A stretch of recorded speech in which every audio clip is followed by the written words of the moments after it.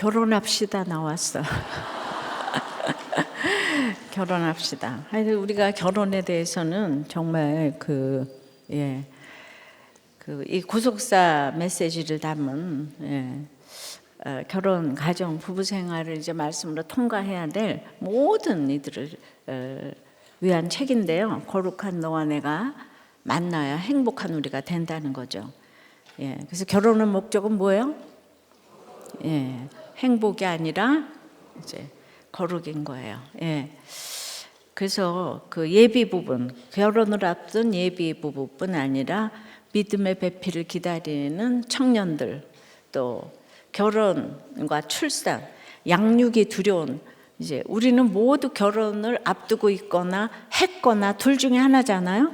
그러니까 이 책이 필요 없는 사람은 이 땅에 한 사람도 없다는 거예요. 많이 해서 좀 해주시기를 바라고요. 그리고 이제 오늘 중요한 이제 훈련을 할 건데요. 이 수요 예배 끝나자마자 소방 안전 훈련을 잠시 하려고 그래요. 10분 만에 10분. 그래서 축도 후에 바로 시작을 하는데 10분이면 끝난다고 하니까 여기 이제 연막탄을 터뜨릴 거예요. 그래서 이제 딱 하면 어디로 대피를 해야 되는지 그거를 여러분들이 한번 훈련을 하고 이제 그 주일날은 도저히 할 수가 없어서 그럼 여러분들이 길잡이가 돼가지고 앞으로 무슨 일이 일어났을 때 일로 가요 절로 가요 하란 말이죠. 그러니까 재밌겠죠? 끝나고 잠시 10분이면 끝나니까 소방안전훈련이라는 게 또 있구나 이렇게 해서 참여를 해보시고 우리가 이제 한번 또 예행 연습을 해보면 이제 이렇게 너무 이렇게 좋을 것 같아요. 자, 날마다 이제 구속사를 이렇게 전하러 가는데 구속사의 그냥 구속사의 최고의 언어는 당신이 옳습니다고요.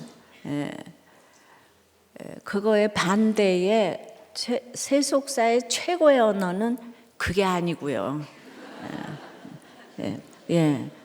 정말 얘기가 안 되는 사람들의 그 언어는 그게 아니고요.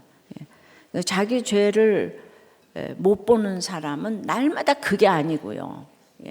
보는 사람은 당신이 옳습니다. 당신이 옳습니다 하면은 그 자다가 또 떡이 생기고 바위도 갈라질 거예요. 그런데 그 오늘도 보면은 소설가고 밭설어가고 장가가는 사람들은 다 이제 그 기득권, 그러니까 이제 뭐 밭을 사놨는데 뭐 하러 가봐요? 자기 건데 밭 사러 갔는데 봐야 돼. 소도 그 5결이면은 부자 아니에요? 부자? 한 마리도 없는 사람도 있는데 그러니까 가졌기 때문에 그게 아니고요. 이렇게 초청했을 때 그게 아니고요. 장가도요. 그 갑자기 가는 사람이 어디 있어요? 그러니까 미리 다 가놨을 거고 그랬는데 그러니까 이제 그런 내 속에 그냥 절대로 말씀이 들어갈 수 없는 부요함이 가득 차 있어가지고 절대로 안 듣는 거예요. 그러니까 이 사람들은 맨날 아니고요, 안 되고요, 딴 데 가서 알아보시고요 하는데 결국은 지금 천국을 못 갔다는 뜻이거든요. 소설어 가고 밭설어 가고 그러니까 자기 고정관념과 이제 뭐 이렇게 하여튼요 예수님 말씀이 들어갈 그냥 환톨의 땅이 없는 거예요. 지금 다 가진 게 많고 이래서 근데 가진 게 많아가지고 거절하다가 천국을 못 갔다 이 얘기를 하는 거잖아요. 그런데 오늘 또 가서 시간이 없으니까 이제 그 전원자, 몸 불편한 자, 이제 가난한 자, 그 사람들을 채우라고 그러잖아요. 근데 그 사람들을 강권하라 그랬잖아요. 강권. 그러면은 그런 분들이라고 편하게 오는 게 아니에요. 또 강권하라 그랬잖아요. 전도는 쉬운 게 아니에요.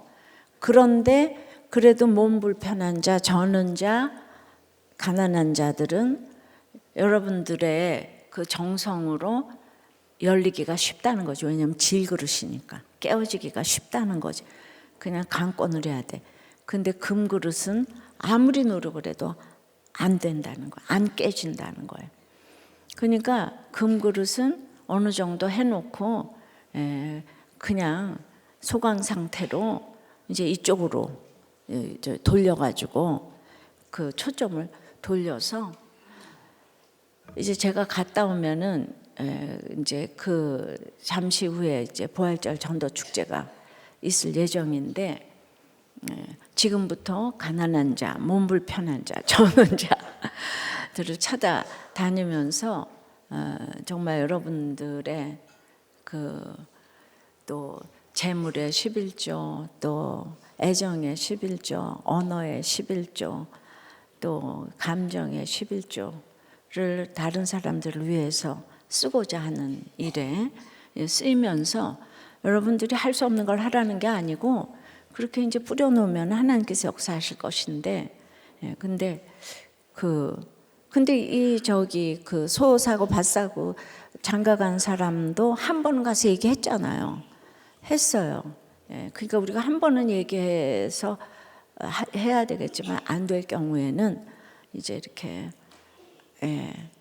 이렇게 빨리빨리 분별해서 어디로 가든지 형통하는 거는 지혜롭게 이해를 하고 통찰력 있게 분별을 해서 그 정조준을 하니까 전도를 하는 거죠. 쓸데없는데 맨날 가면 시간 낭비가 되잖아요.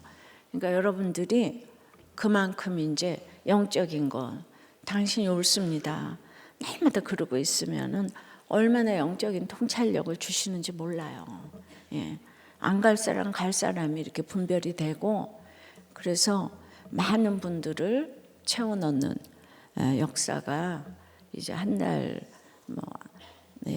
좀 남은 그 기간 동안에 여러분들이 많이 전도하셔서 우리가 특별로 이렇게 뭐 저녁에 전도 집회를 하고 그러지는 않았잖아요.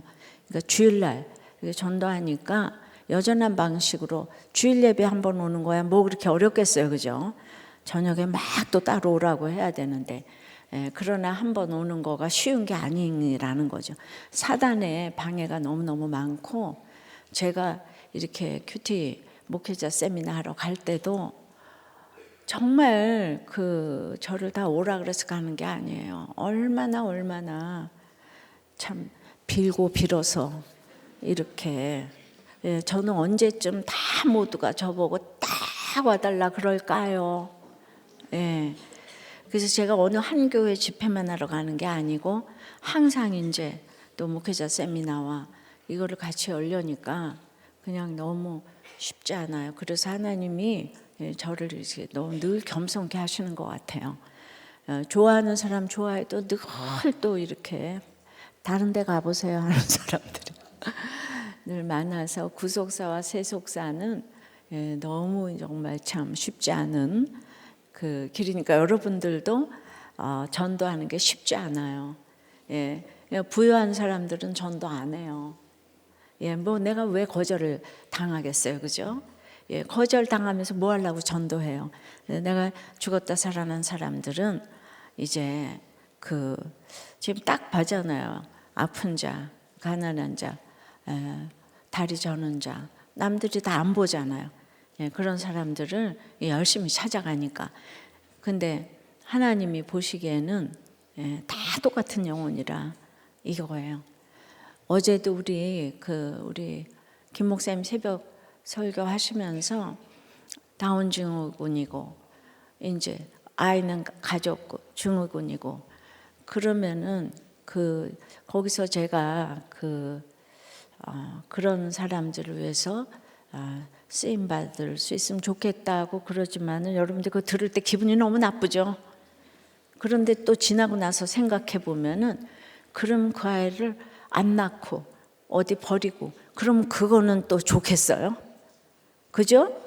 그 끝없이 그 죄책감이 들어갈 거 아니에요. 그러니까 우리는 생긴 대로 하나님 주시는 대로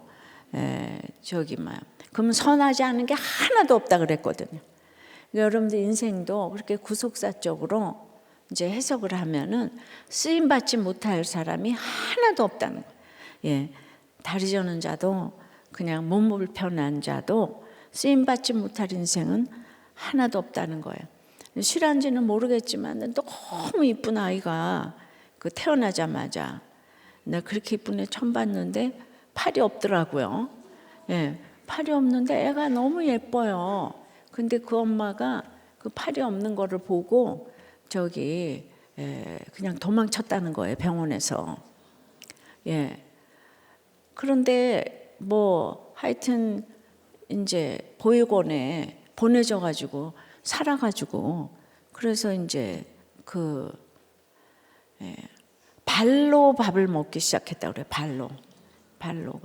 그래서 발로 그림을 그리기 시작해서 이제 이렇게 화가가 되고 이제 나중에 그 엄마를 만났는데 하루도 생각하지 않은 날이 없었다. 이제 그렇게 생각을 하는데, 그러니까 보통 사람보다 사실 엄청난 지금 역사를 이룬 거잖아요. 그러니까 우리는 그냥 당장 눈앞에서 뭐가 안 돼가지고 이런 사람들만 찾아다니지만은 이런 사람을 향해서 갔을 때 천국에서는 한 영혼의 가치는 똑같아 이거예요. 똑같다 이거. 제가 이번 주에도 얘기했잖아요. 그러니까 다 좋은 식구들하고 살아도 좋겠지만은 그냥 다 힘들고 아픈데 그냥 교회 와서 날마다 예배드리고, 예. 그러니까 이렇게 아침마다 항상 큐티하고 말씀 듣고 하루 종일 이루고 사는 사람이 난 맨날 그렇게 사니까 그런 줄 아는데 안 그런 사람도 너무 많고, 여러분들 가운데도 목자는 너무너무 열심히 듣지만 목원은 또 떨어지고, 예, 그렇죠? 목자는 또 해야 되니까.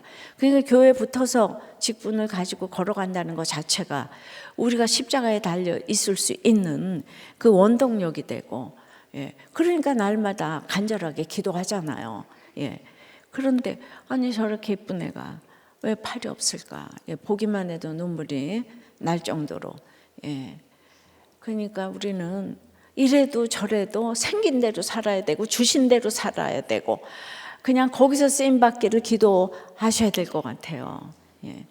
그런데 그렇게 이제 맨 처음에 들으면은 제 말이 그렇게 듣기가 힘들어요. 힘들어요. 예. 그러니까 여러분들의 주제가는 아니 우리가 하늘나라에 살아요? 세상에 살지. 세상에 사니까 힘들죠. 아유, 그게 저 쉬운 사람이 어디 있어요. 예. 그걸 제가 또 모르겠어요. 너무 잘 알아요. 그래서 맨날 애통하고 기도하잖아요. 안 되는 것 때문에, 예. 안 되는 것 때문에, 정말 안 되는 줄 알면서 왜 그랬을까가 우리의 주제가잖아. 안 되는 줄 알면서 왜 그랬을까. 그래서 이제 날마다 안 되는 거 요만큼 알면서 걸어가는 게 이제 우리의 그거고. 그래서 여러분들이 우리들 교회가 엄청나게 말씀의 불을 가지고 또 나라를 위해서 엄청 진짜 기도한다고 생각합니다. 그러죠? 그리고 우리는 무슨 일이 있어서 기도하는 게 아니고, 예, 그 첫날부터, 개척 첫날부터 애국가를 부르면서 개척 첫 해부터 애국가를 부르고 정말 흙 다시 만져보자를 부르고 이렇게 또 이제 김인년도 부르고 이러면서 여전한 방식으로 나라를 위해서 기도하고 있다고 생각을 합니다. 예, 나라 사랑이 여러분들을 막 그냥 너무 올라오잖아요. 그죠? 그러면서 사실은 그렇게 가정에서 내가 가까운 데 사람한테 그렇게 증인이 되는 게 나라 사랑하는 것보다 더 어려워요. 안 그래요? 이렇게 다 보면은요, 관심들이 없어요. 나라가 맨날 싸우기만 해요. 그리고 관심들이 하나도 없어요. 이쪽도 저쪽도 다 나빠요. 예, 모르니까. 관심도 없고, 딴 사람들이 얘기하는 걸 다 듣지도 않고. 그래서 여러분들이 이쪽도 저쪽도 다 나쁘다고 하는 사람은 좀 관심을 가지고 기도를 하시기 바라고요. 그래도 항상 최선이 있고 또 이제 차선이 있고 그러긴 합니다. 예. 왜냐하면 이 세상이 또 하늘나라가 아니니까 하나님의 나라가 임해야 될, 예, 하나님의 성령이 임해야 될 이런 이제 이 땅의 나라기 때문에 애통할 수밖에 없고, 그래서 기도 열심히 하고, 여러분들은 가정에서 기도하는 사람은 당연히 기도를 한다고 생각하고, 나라를 위해서 기도한다고 맨날 그냥 그렇게 항상 내가 제일이다 이러시면 안 되고, 늘 예, 당신이 옳습니다. 예, 모든 면에 당신이 옳습니다. 이렇게 기도하다가 또 이제 어느 한계에서 뭘 또 결정해야 될 일이 있고, 예, 그럼 당신이 옳습니다. 그게 아니고 요즘 빼시 바라고, 어떠한 경우에도 싸우지 마시고, 아셨습니까? 예. 집에서도 그러니까 이혼을 하고 그러는 거지. 이혼을 안 하는 그런 집이, 힘들었다가 이혼을 안 하는 집이 나라도 제일 사랑하는 줄 믿습니다. 왜냐하면 그 갈등을 겪어봤잖아요. 갈등에 대해서 어떻게 대처하는지 우리도 교회 너무 노하우가 많이 쌓여있다고 생각합니다. 기도 이렇게 많이 해주시고요. 오늘은 손효주 목사님과 김성수 장로님 말씀 전하시겠습니다. 네, 반갑습니다. 네, 저는 휘문 3부 어라운드 공동체를 맡고 있는 손효주 목사라고 합니다.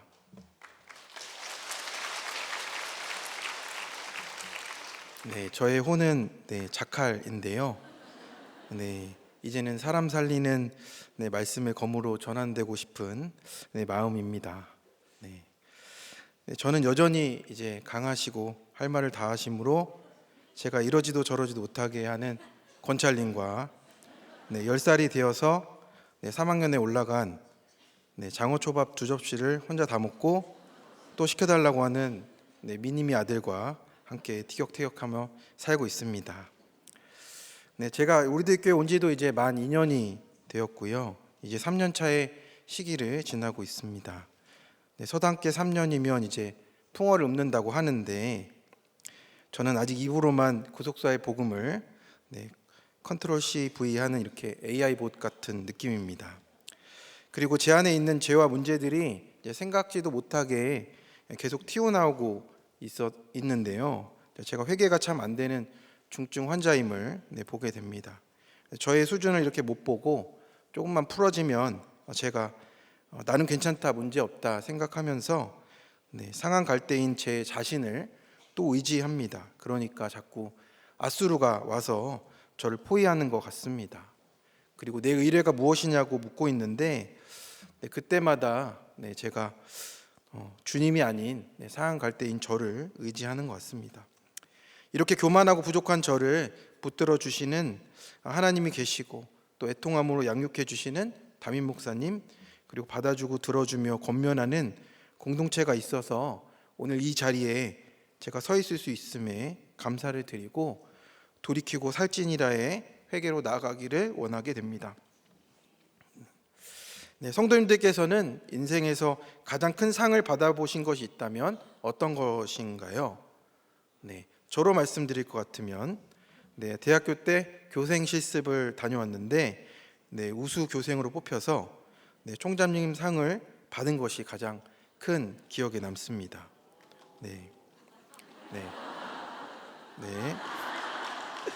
왜 받았는지 생각해 보면 교생 실습 기간에 제가 좀 티를 냈던 것 같습니다. 코피가 2번이 났거든요. 그랬더니 교생 같이 갔던 분들이 그 열심히 하는 것으로 봐줘가지고 추천 점수가 좀 올라간 모양입니다. 그래서 그 상이 기억이 나고요. 그리고 저는 요즘에도 이제 좀 상을 받고 있습니다. 인생에서 가장 감사한 상을 받고 있는데요. 바로 밥상을 받고 있습니다. 얼마나 감격스러운지 모릅니다. 작년에 아내가 존댓말을 쓰는 적용을 해 주었습니다. 요새는 가끔 안 하시는데, 그리고 올해는 저에게 상을 차려주고 계시죠. 그래서 이전에는 밥을 안 차려줬다 이건 아닙니다. 네, 우리 시모님, 네, 걱정하지 마십시오. 네, 그래서 이제는 적용으로 저를 섬겨주는 느낌이 들어서 이렇게 말씀을 드린 겁니다.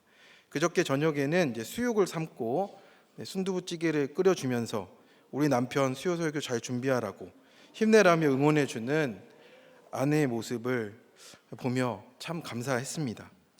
네, 이제부터 수요 설교를 매주 계속해야 하고 싶습니다. 네, 가능할까요? 네. 네. 오늘 수요 예배 본문 큐티 제목이 하늘에서 상이 큼이라라고 하십니다. 우리가 상을 받는다는 것은 무엇인가를 잘 해냈을 때 주어지는 보상이지요. 오늘 주님께서 하늘에서 받을 상에 대해 말씀해 주십니다. 우리가 하나님의 나라의 제자로 살아갔을 때 주님께서 주시는 상이라고 하시니 우리가 좀 기대가 되는 것 같습니다. 우리에게 상이 있다 하시는 이유는 주님께서 우리가 그 상을 받기를 바라시기 때문인 줄로 믿습니다. 그래서 옆에 있는 우리 분에게 함께 인사해 보겠습니다. 집사님도 상이 있다던데요. 네, 한번 인사해 주시기 바랍니다. 아멘. 네, 이제 예수님께서 밤새 기도하신 후에 공생애를 함께할 12 제자를 부르시고 제자들과 무리들에게 하나님 나라의 가치관을 가르쳐 주십니다. 특히 오늘 본문은 우리가 잘 알고 있는 마태복음 5장의 팔복 산상수훈의 내용과 평행 본문인데요. 평지수훈이라고도 알려지고 팔복의 내용이 압축적으로 담겨 있습니다. 그래서 주님이 저를 너무 잘 아시는 것 같아요. 산에 올라가기 힘들어하는 저를 위해서 평지에서 말씀을 주셨습니다. 산에는 힘들게 올라갔는데 또 내려와야 되잖아요. 근데 그렇지 않고 평지에서 말씀을 주십니다. 그래서 제가 살이 좀 안 빠지는 것 같아요. 네, 마태와 누가의 두 본문을 비교해 보면 차이가 있습니다. 마태복음에서는 예수님께서 모세가 시내산에서 율법을 받아온 것처럼 또 산 위에 오르셔서 또 천국 백성의 복된 삶과 그 법에 대해서 말씀해 주십니다. 그러니까 누가복음에서는 이제 예수님께서 평지에서 말씀을 하시는데 사회적으로 약하고 또 현실적으로 가난한 사람들에게 다가가셔서 하나님 나라의 위로를 전하시고 한편으로는 또 부유한 자들에게 화가 있다라고 이렇게 선포하십니다. 결국 이 두 복음서의 내용이 기복이 아니라 팔복, 또 핵심이 가난이고 주제가 박해지만 주님 때문에 제자가 가는 길임을 알려주는 그 내용은 동일합니다. 그래서 한편으로 누가복음에서는 이제 4가지 화와 심판이 말씀을 해주시는데 듣는 우리에게 내 믿음의 삶을 선택하게 하고 또 사망의 길로 가지 않도록 또 경고해 주시는 말씀입니다. 그래서 오늘 말씀을 통해서 세상의 고정관념을 깨고 하나님 나라의 가치관에 순종하는 삶과 심판의 길로 가지 않도록 구별하는 지혜를 얻기를 원합니다. 하늘에서 큰 상을 받기 위해서 첫 번째, 기복이 아니라 팔복입니다. 예수님께서 이제 하나님 나라를 같이 전파할 제자를 세우셨고요. 그 제자들은 세상적으로 부유하거나 업적을 가진 사람이 아닙니다. 오히려 평범한 어부, 죄인 취급받는 세리, 세상을 바꾸려는 열심 당원 등의 다양한 배경을 가진 그런 사람들을 택하셨고요. 부족한 사람들이지만 주님께서 부르시고 사용을 하십니다. 그리고 예수님께서는 제자들과 함께 다니시면서 병을 고치고 귀신을 쫓고 하나님 나라의 복음을 전해주십니다. 20절의 말씀을 같이 읽어보겠습니다. 예수께서 눈을 들어 제자들을 보시고 이르시되 너희 가난한 자는 복이 있나니 하나님의 나라가 너희 것임이요. 예수님께서는 오늘 4부류의 사람들에게 복이 있다 말씀하십니다. 어떤 부류인가요? 가난하고 줄이고 울고 미움을 받는 자입니다. 인간적인 생각으로는 정말 이해하기가 어렵고 받아들이기 힘든 자들인데 그들에게 복이 있다라고 하시는 거죠. 우리의 고정관념인 기복에서 팔복으로 전환하라라고 하시는 것입니다. 그래서 먼저 우리가 가난한에 해당하는 이 푸토코스라는 단어는 단순한 경제적인 가난, 물질의 많고 적음이 아니고 완전히 무너진 상태에서 하나님만을 의지하는 것을 의미합니다. 그래서 내가 하나님 나라를 아직 누리고 있지 못하다면 아직 쓰러질 정도로 가난하고 줄이지 않았기 때문에 하나님께서 도와주실 수가 없다라고 우리 담임 목사님께서 말씀해 주셨습니다. 그래서 가난한 사람을 다시 풀어보면요, 하나님만을 자기 힘으로 삼는 사람, 하나님의 보호하심과 도우심이 아니고는 살 수 없다라고 고백하는 사람이라고 말씀하고 계십니다. 그렇게 하나님을 찾는 자에게 말씀이 들리게 되고 하나님의 통치와 다스림을 삶 속에서 누리게 된다라고 하십니다. 우리 3부 청년의 큐티 내용입니다.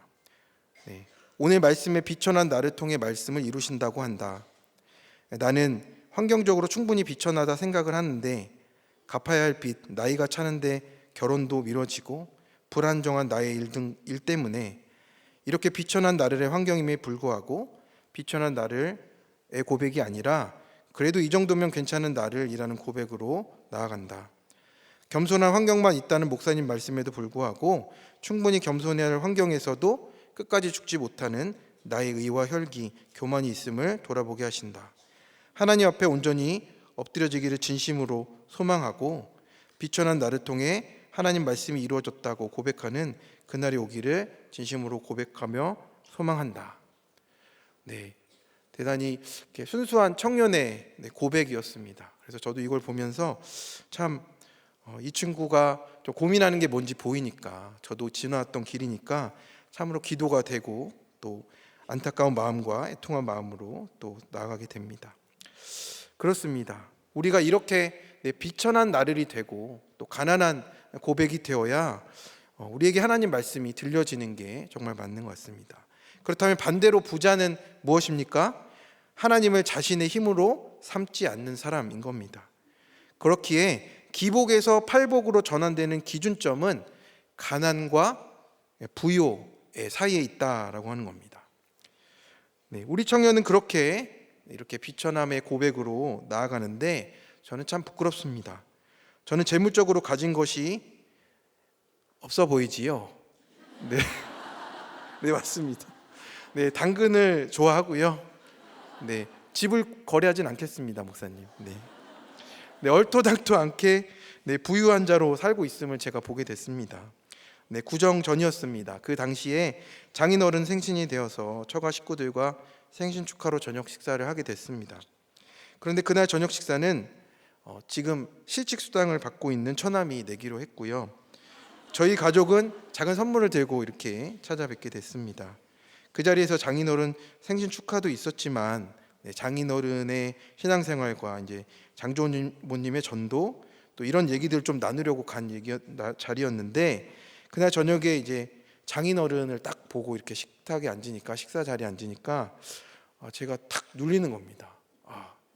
실직한 처남이 밥을 사네? 막 이런 느낌이 들고, 해드린 게 없네 하고 이렇게 식사도 내가 돼야 되는데 하면서 괜히 위축되어서 세속적인 생각에 빠지게 된 겁니다. 그날 큐티 본문이 마침 예수님께서 회당에서 성경을 펴시고 주의 성령이 임해서 구원의 사역을 선포하시는 말씀이었거든요. 그런데 선포만 하면 되는 건데, 그 적용만 하면 되는 것이었는데 그때 그것을 하나도 하지 못한 겁니다. 결국 깨어있지 못했기에 다른 얘기만 실컷 하다가 식사 자리가 끝난 것이죠.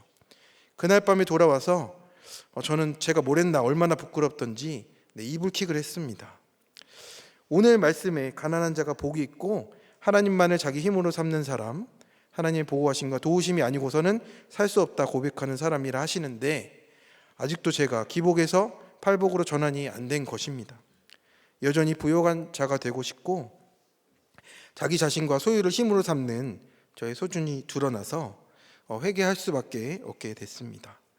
그 이후에 이제 구정에는 꼭 이 수치를 전도로 또 적용해야 되겠다는 마음이 들었고, 구정이 되어서 이제 처가에 들려서 또 회개하는 마음으로 장조모님과 장인어른께 세배 인사를 드리면서 또 예수님을 믿고 구원 받으시라 인사를 꼭 드렸고, 처가 가족과 친지분들이 식사 같이 할 때 장인어른께 말씀을 드려서 이제 목사 사이인데 좀 기도를 하겠다고 이렇게 말씀을 드려서 기도를 하게 되었는데 너무 감사했습니다. 그리고 이제 90세가 넘으신 장조모님이 계시거든요. 그래서 강릉에 이제 찾아가서 3월 중에 꼭 인사를 드리겠다고 약속을 잡았는데 그때 만나면 꼭 복음을 전하고자 합니다. 그래서 성도님들께서도 한영혼의 구원을 위해서 좀 기도를 부탁드립니다. 네, 그 다음으로 21절의 말씀입니다. 이제 줄인 자가 나오지요. 네, 줄인 자는 이제 단순한 배고픔이 아니고 절박한 결핍의 상태입니다. 그래서 자기 인생을 스스로 채울 수 없음을 알고 고백하는 사람이라고 합니다. 그래서 이 문장을 보면 사실 수동태로 적혀 있거든요. 그래서 자기 스스로 배를 부르게 하는 것이 아니고 외부의 힘에 의해서 배가 부르게 되어집니다. 그래서 우리는 고통만 해결해 달라고 또 행복에 줄이고 돈과 애정, 성공에 줄여 있는데 세상에 줄일수록 그 줄임이 채워지지가 않습니다. 그래서 외부의 힘, 바로 하나님만이 채우실 수 있는 우리의 텅 빈 마음과 공허함을 채우고 배부를 수 있게 해주십니다. 그러면 이렇게 배부른 사람, 이렇게 배고픈 사람이 누군지 알면, 줄인 자가 누군지 알면 배부른 사람도 알게 되는 겁니다. 배부른 사람은 어떤 사람이겠습니까? 하나님이 없어도 자기 인생을 혼자서도 잘 꾸려갈 수 있다라고 풍요롭게 할 수 있다 생각하는 사람입니다. 그래서 이러한 사람들에게 예수님은 줄이게 될 것이다 말씀을 하시는 거죠. 그래서 결국에는 하나님으로 만족할 것인가, 세속적인 가치관으로 만족할 것인가의 영적 싸움이 우리 가운데 있다라는 겁니다. 그리고 세 번째는 우는 자에게 복이 있다 하십니다. 그래서 우는 자에 대한 부분을 살펴보면 가슴 깊이 흐느껴 우는 애통함을 뜻하지요. 그래서 저희 교회에서도 늘 애통해야 된다라고 말씀을 주시는데 그 죄에 대한 애통함을 느끼고 또 세상의 고난과 슬픔이 끝이 아니라 하나님께 이 모든 부분이 달려 있음을 깨닫고 가는 사람에게 하나님께서 주시는 그 기쁨이 있다라고 말씀을 하시는 겁니다. 우는 사람은 1차적으로 고난 때문에 울겠지만 결국에 고난으로 인해서 본질이 죄인임을 깨닫고 자신의 죄에 대한 눈물과 애통으로 나아가게 되는 겁니다. 그래서 자신에게 도저히 소망이 없고 자신의 의로는 하나님 앞에 설 수 없다는 것을 인정하는 사람이 복이 있다라고 말씀하시는 겁니다. 그렇다면 웃는 사람은 그와 반대에 서 있는 사람인 것이죠. 적용 질문입니다. 지금 가난, 주림, 슬픔 중에 있습니까? 그와 반대에 서 있습니까? 가난과 결핍으로 인해서 하나님만을 자기 힘으로 삼고 의뢰하고 있습니까? 부끄럽다 하며 수치와 원망 속에서 부유해지기만을 바라고 있습니까? 하늘에서 큰 상을 받게 될 자는 두 번째, 예수님 때문에 핍박을 받아도 기뻐합니다. 그래서 22절 23절의 말씀을 보면 여기서 말하는 핍박과 박해는 단순한 고통이 아니고 끊임없이 쫓기고 계속적으로 괴롭힘을 당하는 상황을 의미합니다. 예수님을 믿는 것 때문에 또 팔복대로 살게 되면 잘했다고 칭찬해 주는 게 아니고요. 세상과 타협하지 않기 때문에, 말씀대로 순종하기 때문에 우린 세상에서 핍박을 받게 된다라는 겁니다. 제자들에게 세상의 조롱과 박해를 두려워하지 말라고, 하나님 나라의 가치관이 세상 고정관념을 깨는 것이기에 오히려 믿음의 증거로 바라보고 내가 하나님 나라에 속해 있는 자녀임을 기뻐하라고 하십니다. 핍박은 따라오는 순서고 팔복에서 가장 확실한 투자가 가난과 핍박이라고 목사님께서 말씀해 주셨는데, 하나님 나라가 그들의 것이기 때문에 들어갈 수가 있다면 우리가 현재의 잠깐의 고난도 포기할 수 있지 않느냐고 우리가 생각해 볼 수 있게 됩니다.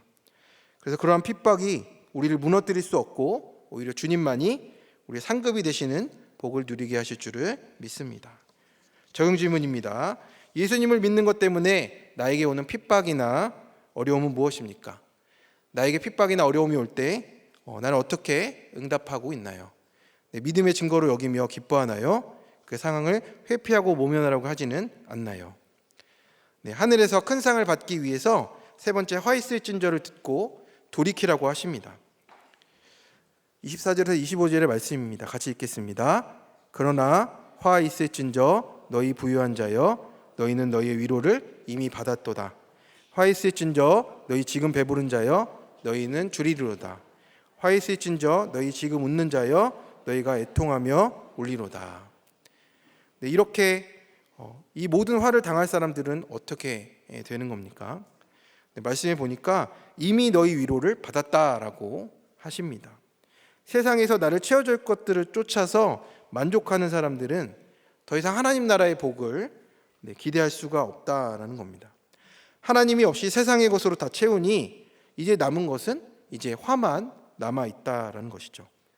그래서 이게 부유한 자, 우리가 가난한 자와 대비되는 이 부유한 자는 하나님을 의지하지 않고 자기와 자신의 소유를 힘으로 삼는 자임을 뜻합니다. 그래서 자신으로 꽉 차 있기 때문에 하나님 나라가 임할 수 없다라는 것이죠. 그래서 하나님께서 다스리시는 그 나라보다 자신의 나라와 제국을 세우고자 합니다. 또한 배부른 자는 만족을 추구하지만 영적으로 굶주리게 되는 자가 되는 것이고요. 웃는 자는 세상 즐거움을 쫓다 보니 내가 인생을 내가 즐겁게, 내가 의미 있게 살 수 있다라고 생각하고 달려가는 사람입니다. 결국 그렇게 세상의 부요와 배부름, 즐거움을 쫓고 살아가는 사람은 마지막 때에 영원한 화를 당해서 애통하게 된다라고 말씀하십니다. 26절의 말씀입니다. 모든 사람이 너희를 칭찬하면 화가 있도다. 그들의 조상들이 거짓 선지자들에게 이와 같이 하였느니라. 이 말씀은 우리 그리스도인들이 모든 사람에게 칭찬을 얻을 수 없으니까 과욕을 부리지 말라라는 이런 처세술을 말하는 게 아닙니다. 구약 성경에 여러 선지자들이 있잖아요. 엘리야도 있고 엘리사도 있고 여러 기적을 행한 선지자들이 있습니다. 하지만 예레미야 선지자는 기적을 행하게 하지 않았습니다. 왜 그렇습니까? 백성들에게 전하는 내용이 다 듣기 싫어하는 말뿐이었기 때문입니다. 그래서 예레미야가 이제 하나님 말씀 전해도 안 들으니까 이제 전하지 않겠습니다 라고 했다고 하죠. 그래서 예레미야는 하나님 앞에서 늘 울 수밖에 없어서 그렇게 눈물의 선지자가 되었습니다. 마음에 불 붙는 것 같아서 그 말을 하지 않을 수가 없었던 것이죠. 사실 우리가 말씀대로 순종하다 고난을 받게 되면 그것만큼 우리가 하나님의 자녀라고 증명해 주는 것이 없습니다. 우리가 말씀대로 순종하며 살면 세상 사람들이 박수 쳐주는 것이 아니라 시기하고 반대할 일이 훨씬 많습니다. 오늘 말씀을 통해서 저는 제 자신이 모든 사람에게 칭찬받고 인정받으려 하는 거짓 선지자의 모습이 있음을 깨닫게 되었습니다. 어린 시절부터 저는 고집이 셌는데요. 겉으로는 유순한 척하지만 유순하고 말을 잘 듣는 척했지만 결과적으로는 내가 하고 싶은 대로 뒤에서 다 하는 사람이었습니다. 그것을 저희 아들을 통해서 그대로 보게 됩니다. 그래서 부모님이 이제 공부 외에 나에게 관심이 없다고 느꼈고 그것을 원망하면서 경제적으로 부족한 것을 고난으로 여기고 부모님을 무시하며 살았습니다. 그래서 교회에서는 믿음 있는 척하고 제가 가진 능력으로 인정받고자 했습니다. 구속사를 모르고 기복의 믿음이다 보니 어떤 문제가 터지면 하나님 앞에서 엎드려져 회개하고 예배와 기도로 나아가지 않고 상한 갈대인 저의 열심으로 살았습니다. 어차피 믿을 것은 나밖에 없다라고 하며 살아간 교만이었습니다. 이 문제를 어떻게 해결하지 인간적인 방법을 찾았고 어떻게 포장할지를 고민하면서 문제 없어 보이려고 하는 그렇게 속고 속이는 삶을 살려고 했습니다. 그러니 제가 마땅히 당할 수치와 조롱, 견뎌야 될 인내의 시간들을 제대로 보내지 못했습니다. 회피로 숨어서 다른 사람들의 말을 잘 듣지 않으니 원칙과 기본을 놓쳤고 나 혼자 생각하고 결론을 내리니 임기응변으로 넘어가는 삶을 살았습니다. 주님께서는 그런 저에게 속지 않으시고 저의 완악하고 꺾이지 않는 교만과 회피를 깨닫게 하시고자 제 옆에 아내의 수고를 하게 하시고 또 공동체의 수고를 통해 오늘에서야 저의 모습에 직면하게 됩니다. 오늘 이 본문을 저에게 주신 것도 저의 부유하고 배부르고 웃고 모든 사람에게 칭찬받으려 하는 저의 나라를 깨뜨리시려는 주님의 뜻임을 깨닫게 됩니다. 결국 저의 본 모습은 팔복과 구속사의 믿음보다 나의 부요함과 인정을 위한 내 나라를 위한 세우는 모든 사람들의 칭찬을 받으려 하는 거짓 선지자의 죄악임을 고백하게 됩니다. 그동안 제가 섬겼던 부분들에 생긴 일들 속에 제가 돌이켜야 할 죄악들이 빛 가운데 드러나게 하셨음을 깨달으며 이 시간 애통한 마음으로 돌이키며 회개하게 됩니다. 오늘 말씀을 통해 하나님 없는 부요함과 기복의 충만이 화이스전저의 삶임을 저와 우리에게 말씀해 주십니다. 그러나 주님께서 그 경고가 경고로 끝나는 것이 아니고 돌이키고 살게 하시려는 구원과 은혜의 말씀임을 다시 한번 깨닫습니다. 오늘도 말씀을 듣고 돌이키라 하시는 주님의 말씀에 하루하루 순종하며 핍박을 받아도 기뻐하고 하늘에서 큰 상을 예비하시는 주님께 한 걸음 더 나아가시는 저와 성도님들 되시길 간절히 축원합니다. 적용 질문입니다. 하나님 없는 부요함으로 내가 세우려는 나라는 무엇입니까? 그것으로 인해 내게 임했던 화이스전저의 심판은 무엇인가요? 그 사건과 심판이 나를 돌이키시려는 하나님의 애타는 사랑과 권면으로 들려 돌이키고 있나요? 네, 말씀을 맺겠습니다. 네, 목사님들은 이제 전부 다 이렇게 마음대로 그 장인도 그냥 밥을 탁탁 사고 그러지 못해가지고 굉장히 기분이 나쁘고 열등감이 막 들고 그래요. 제가 그 가난에 대한 그게 있는 것 같습니다. 그래서 저도 가난 때문에 막 저도 이렇게 방황하고 이렇게 그 돈을 쫓아다니고 했던 것을 볼 때 제가 그 부분 때문에 더 훈련이 필요하구나, 회개가 필요하구나 좀 생각이 듭니다. 그래서 근데 오늘 소사고 밭사고 예, 장가 간 사람들은 다 저기 이제 지옥 가잖아요. 그죠? 네 맞습니다, 목사님. 네. 예. 그냥 오늘 이렇게 딱 팔복 설교하면 줄이고 목마르고 이런 사람이 복이 있다고 이제 설교는 하는데, 네. 예. 그러니까 내가 이제 가난한 자, 저는 자, 몸 불편한 자 찾아다니려면 이제 그렇잖아요. 지금 오늘 다 대비되는 말씀이 오늘 큐티 말씀에 나왔는데, 네, 딱 어찌 저에게 생- 정말 주시는 말씀인 것 네, 같습니다. 어찌 생각하시는지 적용 좀 해보세요. 네, 제가 네,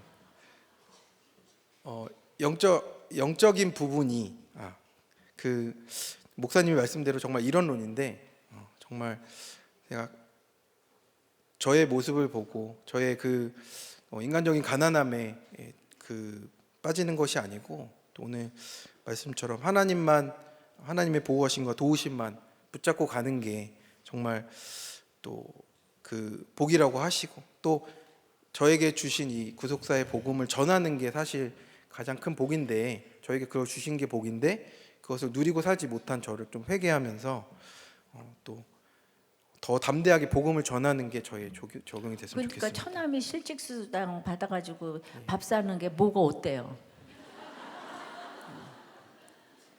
아멘. 네. 네. 네 아직 네 그렇습니다. 네. 그렇잖아요. 그러니까 우리가 똑같이 이렇게 자유함을 좀 가지면 너무 좋겠는데, 예, 그리스도 안에서밖에는 정말 자유함이 없는 것 같고, 그러니까 우리가 이제 이렇게 달려가는 이제 목적과 향방이 그 뭔지 맨날 이렇게 헷갈릴 때가 많죠, 그죠? 네 목사님 맞습니다. 예. 제가 좀 ADHD 있고 가지고 약 먹을 때와 아닐 때가 많이 차이가 납니다. 아유, 그 목사님이 그렇게 얘기하면 안 되잖아요. 약 먹을 때와 안 먹을 네, 때와 차이가 약간 차이 많다는 납니다. 건 이제. 네. 예. 그 작화를 못 벗어나시나요? 그래서 네, 제가 아직은 서당계 같은 느낌인 것 같습니다. AI 봇 같이 그냥 이렇게 반복만 하는 게 제 수준인 것 같습니다. 그래서 어떻게 하면 좋을까요, 목사님? 글쎄 나도 그래서 어떻게 하면 좋을까 지금 물어보는 거예요. 어떻게 하면 좋을까? 네, 제가 그러니까 더 이제 그래도 이렇게 말씀을 보고 이렇게 깨닫고 저기 나에게 주시는 말씀을 들으면서 계속 이제 심각하게 생각하고 또 오늘 안 되는 것만큼 또 이제 좀 생각을 이제 많이 하게 되면 그게 그냥 하늘에서 상이 조금씩 이제 열리는 게 아닐까. 근데 이런 생각조차를 안 하니까 그죠? 그러니까 우리는 오늘 큐티 모임에 왔으니까 아이들은 다 공부도 잘할 거고 그다음에 열심히 할 거고 이제 자꾸 이런 어떤 고정관념이 너무 뿌리 박혀 있어가지고 슬프잖아 인생이. 그렇지만은 사는 거는 너무 힘들죠. 우리 어저께 김 목사 아무리 어쩌고 저쩌고 해도 짠하고 애는 낳고 잘 걷고 그랬는데 이제 처음으로 그냥 이유식을 토하지 않고 먹은 것 때문에 너무 기뻤다 그러지 않아요? 그러니까 이런 저 일상생활에 이 자잘한 것 때문에 우리가 밥 먹고 걷고 한다는 것 자체가 얼마나 기쁜가.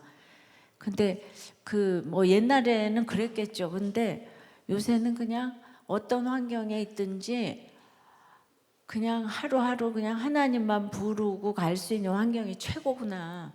아멘. 그러니까 다 부여해서 하나님 부를 수 없는 환경이 그게 저주구나. 그러니까 그 모습은 어떠하든지 상관이 없다. 내가 온 집안 식구하고 그냥 하나님을 부를 수밖에 없는 환경. 이것이 이제 상한 갈 때니까 우리 인생에게 선한 것이 없으니까. 그래서 그냥 그 갈대 같은 내 모습을 보면은 주님을 부르지 않겠어요? 밑동 잘린 내 모습을 보게 되면. 근데 그게 이제 안 보이게 되면은 이제 향방이 왔다 갔다 해서 그냥 말씀 보고 내가 갈대구나 이렇게 생각하고 가는 거인 것 같아요. 네, 목사님 너무 양해해 주셔서 감사합니다. 네. 제가 그런 것들이 여러분들도 너무 또 목장에서 목자님이 말씀하시면 목자님 양육해 주셔서 감사해요. 이렇게 화답을 좀 하시기 바랍니다. 목자님한테 목자님 살아봤어요. 살아봤어요. 그러시는 게 아니에요. 뭐 화를 내든지 안 내든지 교양 있게 얘기를 하든지 이제 그러시면은 목자님이 힘이 팍 빠지잖아요. 목자님도 아는 것만큼만 얘기를 하는데 자꾸 그냥 완전한 것만 요구하게 되면은 기운이 쭉쭉 빠지니까 목자님들을 좀 격려해 주시기 바래요. 아셨습니까? 여기는 주로 목자님들이 왔겠죠. 안 오는 사람들이 이런 걸 들어야 되는데 네. 그리고 오늘 아주 재밌었어요. 네. 감사합니다. 은혜 받았어요. 네, 말씀을 맺겠습니다. 네, 첫 번째로 기복이 아니라 팔복입니다. 둘째로 예수님 때문에 핍박을 받아도 기뻐합니다. 셋째, 화 있을 전제를 듣고 돌이켜야 합니다. 기도하겠습니다. 하나님 아버지, 세속의 부유함과 배부름, 웃음과 모든 사람의 인정을 구하며 기복을 쫓아 교만하게 살았기에 목사임에도 망할 수밖에 없었던 저에게 화 있을 전제의 심판으로 돌이키고 구원해 주신 은혜에 감사드립니다. 그렇게 살려주시고 하나님 나라의 제자로 말씀의 공동체로 불러주셨음에도 다시 자기 힘을 의지하며 나의 나라를 세우고 모든 사람에게 칭찬받으려 하는 거짓 선지자임을 오늘 이 시간 고백하며 회개하오니 용서하여 주옵소서.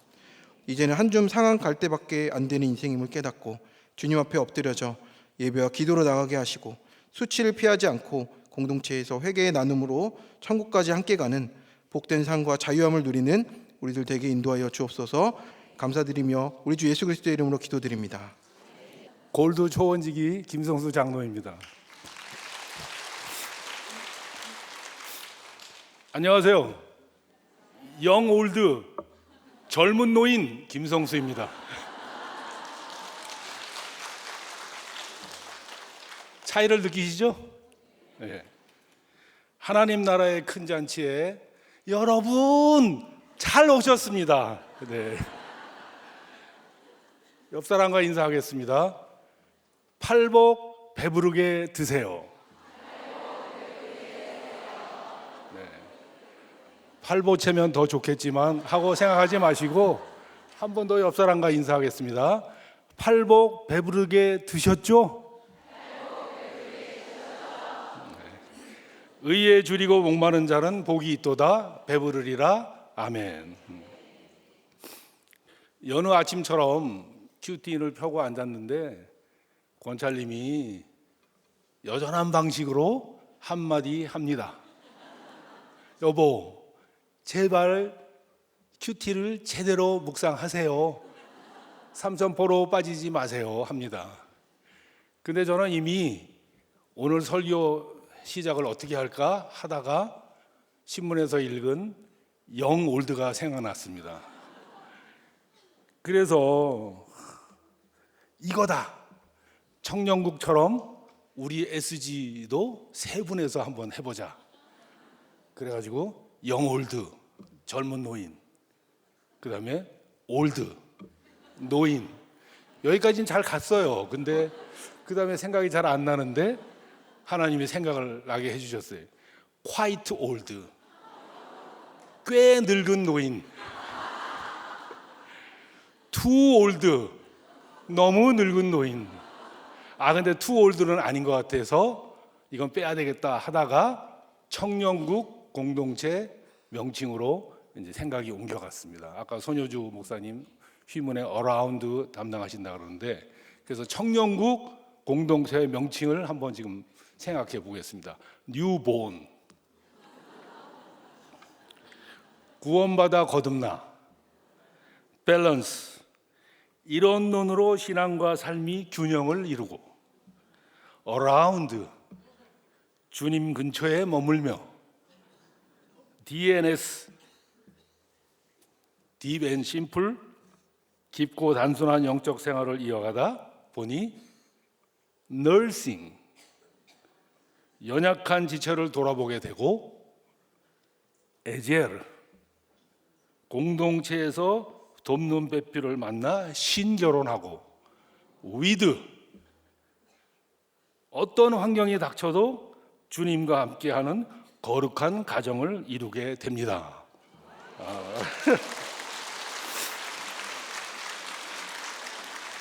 또 박수 받으니까 기분이 좋으네요.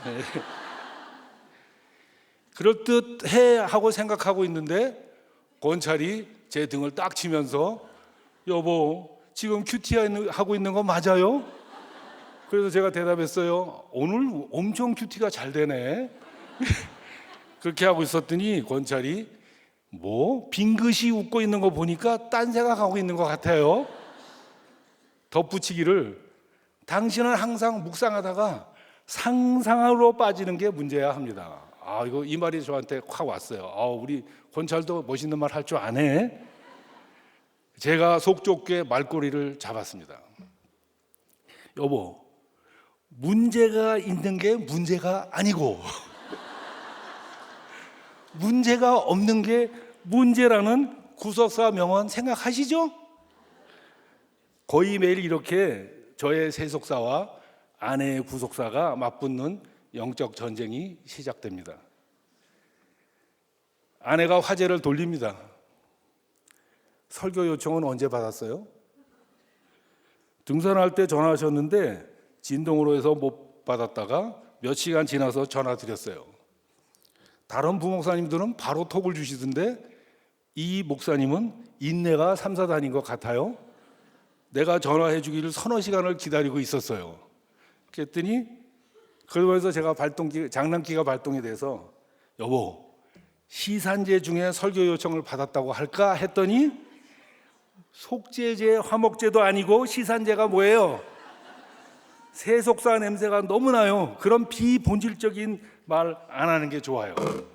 하더니 내가 당신 아는데 어떻게 해서든 그 말 쓰려고 하지 마세요. 재미있게 한다며 너무 나가지 마세요 합니다. 저는 심사가 뒤틀려서 시트웨라고 할 거야. 그랬더니 정말 뚱딴지 같은 말이니까 아무도 못 알아들을 거예요. 하는 거예요. 시트웨 알아들으시겠어요? 모르죠. 트집의 트가 아니라 트레킹의 트예요. 그랬더니 권찰이 당신은 늘 그렇게 베베 꼬는 게 문제야 합니다. 우리 대화에 문제만 벌써 6번이 나왔어요. 끈적거리는 저의 세속사가 권찰의 강력한 구속사 휘몰이에 감겨서 천국에 도달해야 저와 권찰의 영적 전쟁이 끝날 것 같습니다. 오늘 본문 내용은 세상 가치관과는 전혀 다르게 살아야 큰 복을 받는다는 역설이며, 이 역설을 적용하려면 패러다임 시프트, 발상의 전환, 즉 가치관의 변화가 내 안에 일어나야 한다는 것입니다. 담임 목사님은 팔복의 핵심은 가난이고 주제는 박해라고 하셨습니다. 주님으로 인해 박해받지만 주님 때문에 기뻐하고 즐거워하는 것이 주님의 제자가 가는 길이라고 하셨습니다. 다시 말하면 바람핀 남편에게 수고했다고 말하며 그 남편이 구원이 안 되어 슬프고 애통하면 세상은 비웃고 조롱하지만 이것이 팔복의 가치관이고 구속사의 삶이며 하늘에서의 상이 큰 것입니다.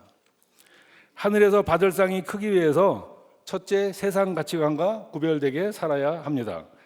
세상에서 잘 되기 위해 이기고 또 이기려는 내 욕심과 열심과 야망을 내려놓아야 합니다. 저는 50대에 갑자기 권고사직 명예퇴직을 당했습니다. 하루아침에 기댈 곳이 없어지고 저절로 겸손할 수밖에 없는 환경으로 몰렸습니다. 그렇지만 하나님을 더욱 의뢰하기보다는 오히려 잘 되었다, 내 사업을 시작할 수 있다는 욕심에 휘둘려 분별 없이 동업을 시작하였다가 1년 만에 쪽박을 찼습니다. 우리들 공동체에 와서 구속사의 말씀을 듣고 나서야 원수는 내 안의 욕심이고 내가 할 수 있다고 생각하는 교만이라는 것을 깨달았습니다. 내 힘으로는 아무것도 할 수 없으니 이제 손들고 오라는 가난한 환경으로 나를 몰아가시는 하나님이 100% 오르셨습니다. 고난이 축복임이 깨달아졌습니다. 저는 딸이 늦지 않게 결혼하도록 내 열심을 내었으나 번번이 하나님이 막으셨습니다. 내 열심이 특심이 되어 하나님 열심을 앞질렀던 것입니다.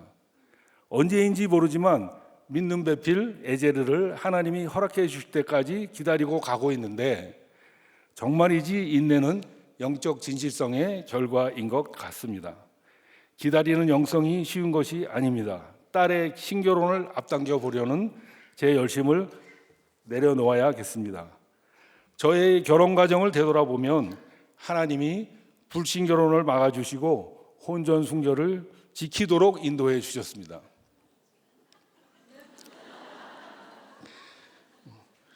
캠퍼스 커플로 사귀던 여학생이 주님을 믿을 생각이 없고 집안 분위기가 손 있는 날 없는 날 골라서 대소사를 결정하는 것을 알고 나서는 결혼하게 되면 주일 예배 가는 문제로 평생을 대립할 것 같아서 고민하다가 헤어지게 됐습니다.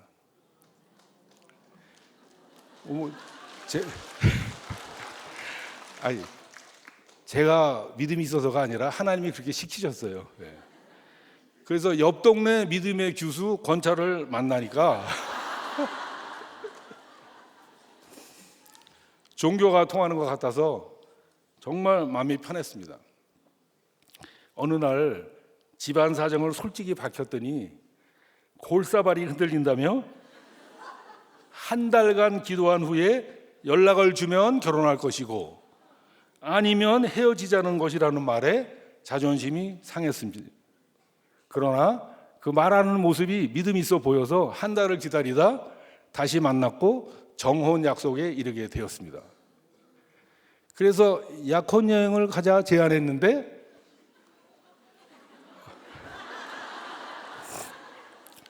결혼 하루 전에도 어떤 일이 일어날지 모르니까 약혼 여행 같은 생각 말라며 단호히 거절했습니다. 이게 싫으면 지금 헤어져도 좋다는 초강수에 굴복하면서 혼전 순결이 지켜졌습니다. 이 초강수는요 오늘까지도 변함이 없어서 저의 세속사가 권찰의 구속사에 늘 판정패합니다. 이런 아내 몰래 저지른 불륜죄를 숨기며 내 죄 때문에 슬퍼하고 울기가 힘들었습니다. 인정받고 싶은 야망을 내려놓기 싫었고 죄를 드러냈을 때 당하리라 생각되는 수치와 조롱이 두려웠습니다. 그러는 중에 목자의 사명을 받았습니다. 그래도 오픈하지 못하고 내 죄를 숨기고 갔습니다. 오픈하기 전에 드러날까 매일이 좌불안석이었고 목장날은 더욱 힘들었습니다. 바람 얘기가 나오면 화제를 급선회했습니다. 목원들은 자기 죄를 자유롭게 나누며 애통 회개하는데 저는 여전히 감추고 있었으니 순간순간이 사망이었습니다. 아들이 돌직녀와 혼전 임신하였음을 오픈하면서 저도 이 사건이 내 삶의 결론이고 하나님의 세팅이라 여겨져 드디어 저도 내 죄 때문에 울게 되고 지나간 불륜죄를 오픈하게 되었습니다. 죄의 고백과 진정한 회개 없이 영적 직분인 목자의 사명을 받은 잘못으로 평신도 7위 1호가 되었습니다. 7위 내용은 목자 직분 1개월 정지, 수찬 1개월 정지, 공예배 대표기도 1개월 정지였습니다. 수찬하고 대표기도는 그 한 달 동안에 순서가 안 오면 아무 상관이 없는데 목자 사주를 못하게 됐어요. 그래서 옆 동네 목자가 대리 목자가 되어서 목장을 인도하고 저는 목원의 자리에 앉아 있는데 목원들 나눔에 저도 모르게 끼어들게 되니까 그 대리 목자께서 김성수 목원 질서를 지키세요. 경계를 넘지 마세요. 웃으면서 제동을 걸고 목원들도 오늘은 목자가 아니고요. 목원이에요. 제 얼굴이 화끈거렸습니다. 4주의 치리 기간이 너무 길게 느껴졌습니다. 하늘에서 받을 상이 크기 위해서 둘째, 세상의 조롱과 박해와 핍박을 감당해야 합니다. 세상의 칭찬이 상급이 아니라 하나님 자체가 상급이 되어야 합니다. 저는 39년간 기업 대 기업 영업에만 종사했습니다.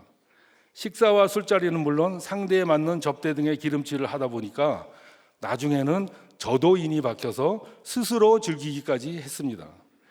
그러다 명예퇴직 후 내 사업이랍시고 이리 뛰고 저리 뛰다 1년 만에 쪽박 차고 구속사의 말씀 듣고 회개하며 말씀대로 살고자 적용해 가고 있으니까 하나님이 독일 자동차 부품 회사 입사 면접 기회를 주셨습니다. 면접 질문서 답변에 술과 접대는 안 하는 영업을 하겠다고 적었는데 독일 면접관은 더 이상 묻지 않았지만 한국 문화권을 이해하고 있는지라 제 영업력을 미심쩍어 하는 눈치였습니다. 그런데 하나님의 은혜로 합격되었습니다. 그러나 문제는 이때부터였습니다. 같이 일하는 직원들에게 거래선 접대를 부탁하니 그것도 눈치 보이고 정작 내가 나서야 할 때도 회의와 식사만 하지 2차, 3차 술자리 접대 자리에는 참석하지 않으니 나중에는 왜 갑자기 변한 거야? 정말 고지식한 크리스찬이네. 영업하려고 뽑은 임원이 맞나? 그래가지고 프로젝트 하나하나 따겠어 라는 뒷담화가 제 귀에까지 들렸습니다. 신규 수주 실적을 못 해낼까 봐 두려웠지만 그래도 말씀대로 적용하고 가니 오래 걸리지 않아 아주 큰 프로젝트를 수주하는 은혜를 주셨습니다. 이 일로 독일 본사로부터 신임을 얻게 되어 65세 퇴직까지 무려 13년간을 근무하는 기쁨도 주셨습니다. 이렇게 적용했지만 고비가 몇 번 있었습니다. 그럴 때마다 스스로 제 얼굴이 화끈거렸던 기억이 술 마시는 일을 막아주었습니다. 독일 본사 출장을 마치고 환승하는 공항이 터키 이스탄불이었고 심야에 출발하는 비행기라 라운지에서 샤워를 하고 나니 시원한 맥주가 생각나서 한 잔 마셔도 되겠지 하다가 아니야, 그럼 안 되지. 성경에 보면 어디나 호기가 있어. 여기 호기에 걸려서 치리 받을 수 있어.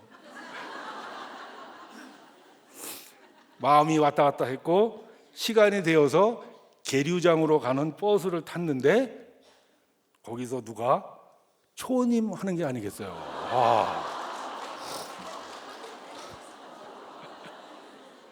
구땡땡 부목자였습니다. 그날의 호기였어요.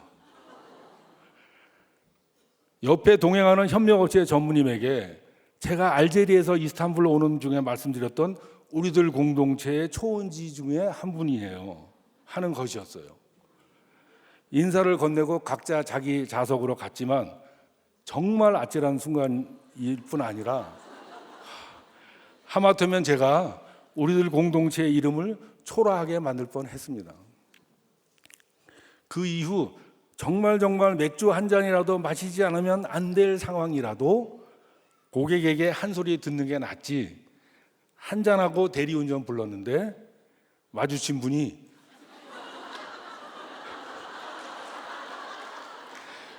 초님이시네요. 실망하는 눈빛에 우리들 지체일 수 있다는 생각이 드니까 적용을 쉽게 할 수 있었습니다. 실제가 아니고요. 제가 함부로 살 인생이 아님을 늘 기억하고 있습니다.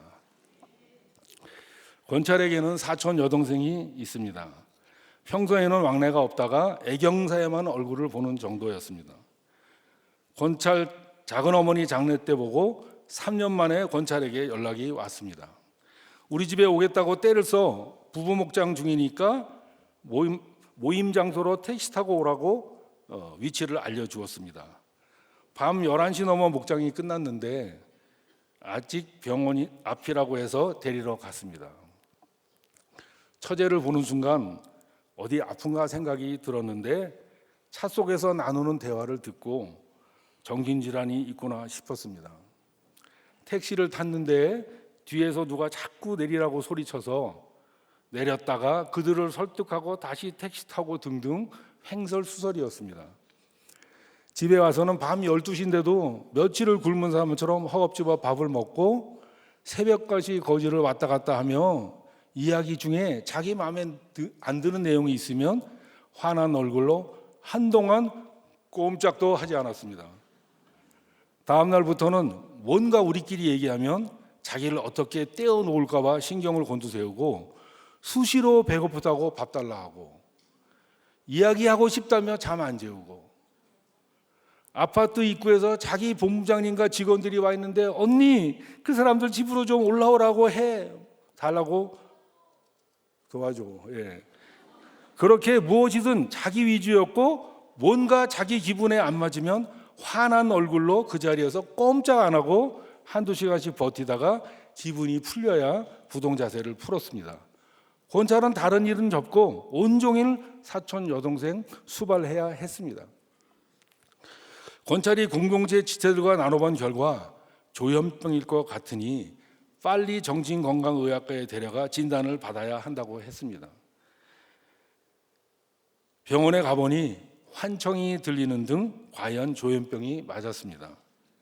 증세가 꽤 오래된 것 같다 하여 입원 지나서 발급해 줄 수 있냐 했더니 정신과 진료 60일 동안 약도 잘 먹고 충실한 진료 기록이 있어야 입원 소견 진단서를 발급받을 수 있다고 했습니다. 며칠 뒤 처제가 평소 다니던 종합병원 외래 진료를 위해 방문했다가 사촌 처제를 알아본 병원 보안요원으로부터 들은 그간의 일들로 보아서 정신과 입원은 급박한 것이라고 생각했습니다. 사촌 처제는 이미 여러 차례 외래 진료를 위해 병원 왔다가 집에 가기 싫다며 입원시켜 달라고 막무가내로 병원 로비 의자에 밤늦도록 쪼그리고 앉아 있어서 보안요원이 겨우 설득해 택시로 태워 보내면 그 다음날 병원 로비에 또 나타났다고 합니다. 심지어는 119를 타고 응급실에 와서 입원하려고 했지만 입원이 거절되는 등 병원에서도 이미 힘든 환자였습니다. 병원 측에서 지역 파출소에 연락해 경찰이 출동해도 주민등록상 거주지가 남쪽 지방으로 되어 있어 강제로 어떻게 할 수 없었다고 합니다. 20대에 결혼 후 자녀 없이 1년 만에 이혼하고 60 중반까지 부모 모시고 살다가 아버지 어머니 차례로 천국 가시고 3년 전부터 혼자 원룸에서 살고 있었으며 재산 처리 과정에서 동생 오빠들과는 전련하고 돈 필요할 때만 오빠에게 연락하곤 했답니다. 형제 자매는 직계 가족이 아니라 법적 보호자가 안 되니 경찰에서 전화해도 받지 않으면 그만입니다.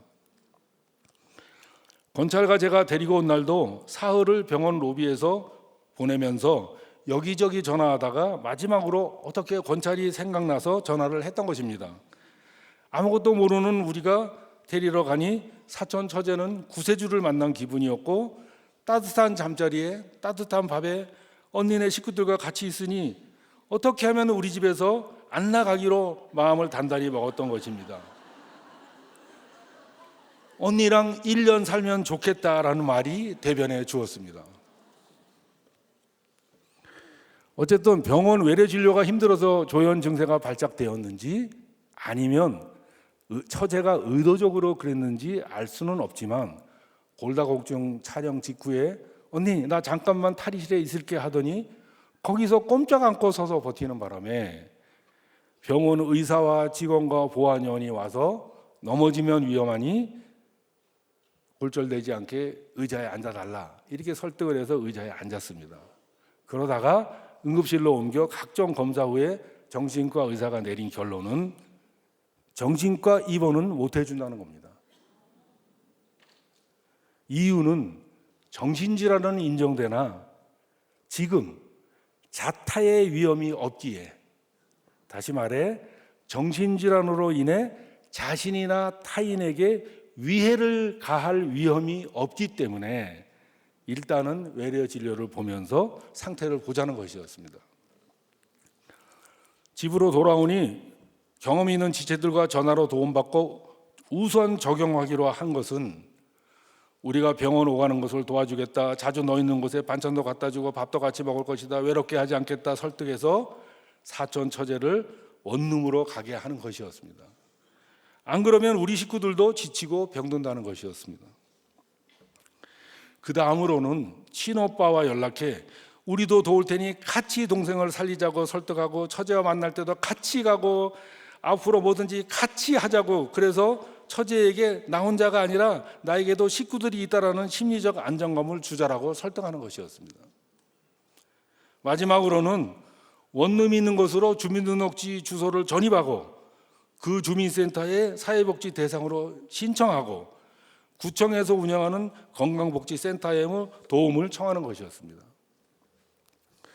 식구들이 자기 사는 곳을 보고 필요한 것을 채워주는 것이 안정감을 주겠다 싶어서 원룸으로 먼저 갔는데, 언니 오빠들이 왔으니 냉장고 음식 다 버리고 쓰레기 다 버리자 하다가 나 여기 살기 싫어 하며 아예 모든 것을 싹 버리는 수준까지 치우는 것을 보고 아무도 찾아와 주지 않아 여기서 너무나 외롭겠다 이런 생각이 들었습니다. 청소로 마음을 얻은 다음 전입신고까지 마쳤는데 피곤하다며 쓰러질 것 같다 해서 사회복지 대상 등록은 바로 옆인데도 못하고 원룸으로 돌아오니까 다시 불안해하며 우리를 가지 못하게 하고 있었지만 우리가 잘 달래가지고 그날은 우리는 빠져나오고 혼자 잘 지낼지가 걱정이 되었습니다. 마음은 아팠죠. 결국 이틀 뒤에 병원 보안요원이 처제 핸폰으로, 다른 번호로 받으면 안 받으니까 처제 핸폰으로 검찰에게 전화를 하니까 우리가 안 받을 수가 없잖아요. 그래서 받았더니 제발 데려가 달라고 사정했습니다. 마음이 편치 않지만 우리도 살아야 하니 처제를 살릴 다른 방법을 찾아주면 고맙겠다고 했습니다. 다행히 전입 신고된 주소지 경찰이 여러 기관과 협의하여 행정 입원을 진행하였고 현재는 경기도 노인병원 전문병원에 입원해 있다는 소식을 전해 들었습니다. 면회를 가고 싶지만 지금 가면 병원에 정착하기 어려울 수 있으니 좀 더 시간이 지나고 가는 것이 좋겠다는 의견도 있고, 행정 입원은 처음은 3개월, 그 뒤에 다시 의사가 판정해서 6개월까지 연장 가능하지만 병원에서 삼시세끼 잘 먹고 약 잘 먹고 잘 자고 돌봐주는 간호원이 있으니 분명 상태가 좋아져서 언젠가는 퇴원하여 집에 돌아올 거라는 의견도 있는데 그때 우리가 어떻게 적용해야 하나 기도 제목입니다. 세상 친구들은 미쳤다, 친오빠가 있는데 사촌이 너희가 왜 나서냐, 냉정하게 끊어, 모른 척 하라고 했습니다. 품어주는 건 미련한 짓이야, 너희도 같이 망해 라는 말도 들었습니다. 사실 불신인 친오빠가 여동생의 시도 때도 없는 요청에 많이 지쳐 있습니다. 믿는 우리가 손이 가고 발이 가는 적용을 하면서 그 식구들을 구원받게 해야 한다는 부담감은 있지만 그렇다고 같이 살 수는 없는 일이고, 또 상태가 악화되어 재발하면 지금까지의 일들이 반복되는 등 여러 생각이 나지만 뾰족한 대안은 떠오르지 않습니다. 이번 일을 겪으며 다음 세대가 많이 걱정됩니다. 일자리 경쟁이 심해지고 각종 중독의 환경에 노출되고 정신질환이 많아지며 비혼 독립가구가 늘고 사촌처제와 같은 일들이 여기저기서 일어날 수 있는데 자타의 위험이 없는 상태에서는 누군가가 도움의 손길을 주면서 약도 잘 먹이라고 해야 한다는 생각이 듭니다. 조현병은 약을 잘 먹으면 정상으로 돌아올 확률이 높다고 합니다. 미리 겪고 있는 선진국 사례를 공부할 필요도 있겠지만 정말 신앙 공동체의 역할이 중요한 부분이라는 생각이 듭니다. 하늘에서 받을 상이 크기 위해서 셋째, 화 있을 진저의 인생이 되지 말아야 합니다. 세상과 짝하지 말고 세상 가치관에서 돌이켜야 합니다. 세속사에서 돌이켜 구속사로 살아야 합니다. 저도 명태 사건에서 내가 직장에서 잘 나갈 때 교만했던 것이 무엇인지 하나님보다 내 능력을 더 의지했던 죄를 회개하지 않고 여전히 내가 다 할 수 있어 하며 사업을 벌렸다 당한 화가 1년 만에 쪽박찬 일입니다. 저를 향한 하나님의 뜻이 무엇인지 알려고도 하지 않고 저는 누구나 다 그러는데 하며 악의 평범성에 사로잡혀 육체의 정욕을 탐닉하면서 세상은 즐거움이 가득하구나 기뻐했습니다.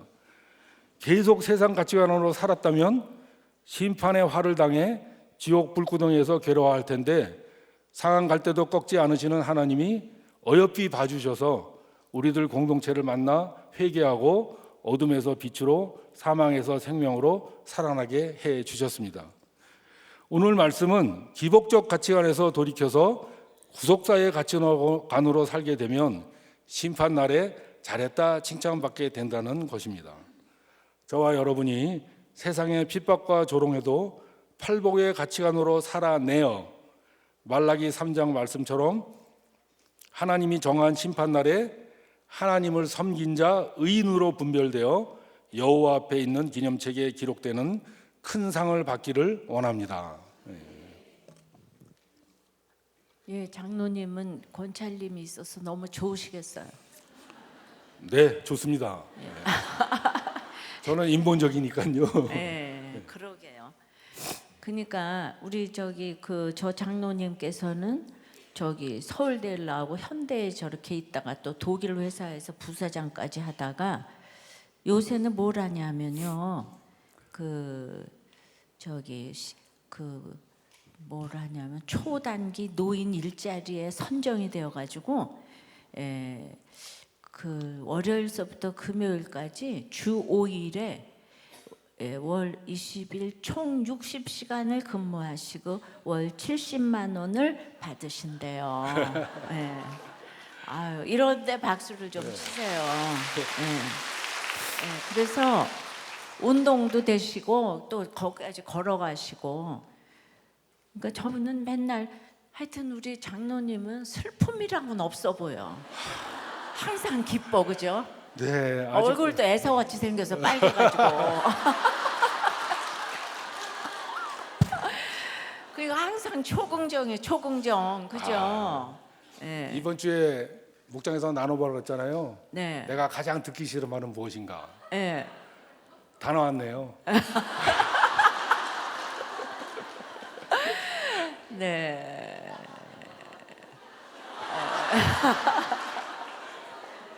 피하고 싶은 자리는 어디인가? 네.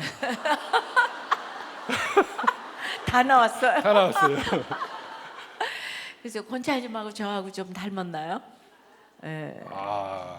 그것도 하려면 또 1시간 걸리는데요. 네. 그럼 이제 닮았죠. 닮았는데 목사님이 훨씬 더 예쁘시죠.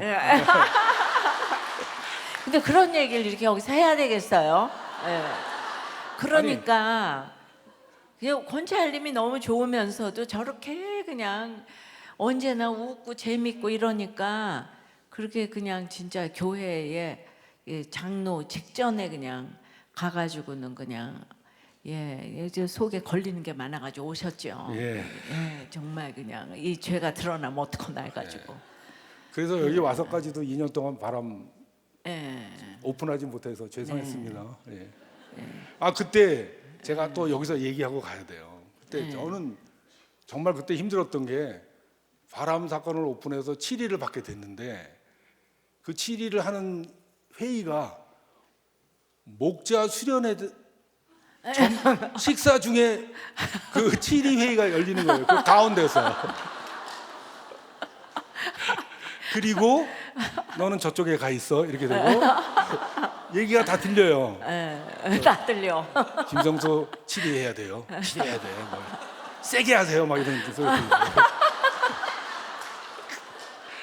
내 편이 없더라고요. 그래서 치리가 결정이 돼서 아우 뭐 목자 직분 2개월 정지 뭐 그래서 아우 가볍게 해주셨구나 이렇게 생각했는데 바로 목자 수련회 여러분들 앞에서 간증하라는 거예요. 그러니까 우리들 교회 초창기 얘기예요. 예. 초창기 얘기인데 저런 거를 이렇게 이제 매뉴얼을 갖춰가기 위해서 처음엔 다 너무 힘든 일이었어요. 그죠? 예, 저분이 그때만 해도 그래도 잘 나가는데 뭐 우리들 교회까지 와서 치리 받을 일 있어요. 그죠? 예, 근데 왜 치리를 했나? 바람을 그렇게 피는데 왜 치리를 했나 하면은 그 모든 사람들이 다 얘기를 하는데 본인은 안 그런 것처럼 가만히 있어가지고 목자 직분까지 받았잖아요. 그래서 목자 직분을 받고 그리고 이제 이런 얘기를 또 할래서 한 게 아니고 또 이제 아들이 이제 또 속을 새겨 대니까 거기서 이제 죄를 보시고 이제 그 얘기를 이렇게 하셨는데 그래도 들었는데 어떻게 그냥 지나가겠어요, 그죠? 그래서 그냥 만장하신 목자 여러분들 앞에서 이제 먼저 그 간증을 하고 그리고 20년을 저 간증을 해오면서 지금 저렇게 악재료가 되고 있는데 그러니까 교회에서는 항상 저런 분을 조심하셔야 돼요. 항상 웃고 있는 분. 그리고 이제 그렇게 벌써 뭐 이쁘다 뭐 이런 얘기를 하시는 분. 이런 분을 조심하셔야 돼요. 아니 제가 여러분들을 무시해서가 아니라 여러분들을 사랑해서 드리는 말씀인데 저를 분별하시는 분은 목사님밖에 안 계세요. 그렇잖아요. 막 그냥 장로님 직전에 왔다 그러지 그냥 정말 그 켄터키 할아버지 같이 이렇게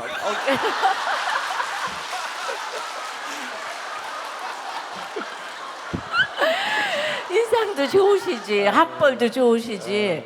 그럼 여러분들이 이제 쫙 그냥 무장해제를 이제 하게 되기 때문에 항상 우리는 꺼진 불도 다시 보면서 하여튼 그런데 이번에 그렇게 이제 그 명태를 당하고 그렇게 이제 그 이제 구청인가에서 그 이제 닷새를 나가서 일하시고 70만 원 벌으시고 이런 게 다른 사람 같으면 또 이제 그러니까 열등감이 없으니까 일하시는 거예요. 아셨죠? 그러니까 자존감이 있어야 돼 예수를 믿으려면. 그러니까 그래도 믿음이 좀 있으시니까 제가 이런 얘기를 마음대로 해도 이 상처를 좀 덜 받으시는 거죠. 뭐. 그러니까 얘기를 할 때 이렇게 무슨 얘기도 편하게 들어주시는 여러분들이 되시기를 바라고요.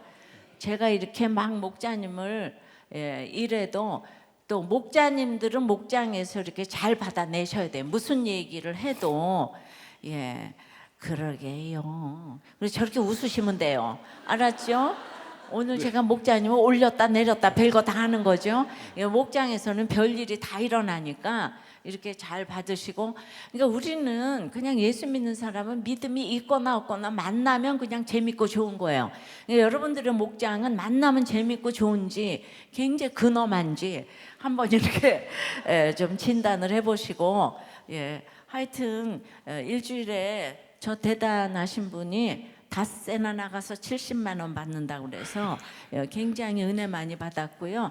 아마 그래서 굉장히 많이 건강해지실 것 같아요. 그 일을 하느라고 걸어갔다 걸어오고 자랑 하나 하니까. 해도 될까요? 예? 자랑 하나 해도 될까요? 시간이 없어요? 하지 마세요.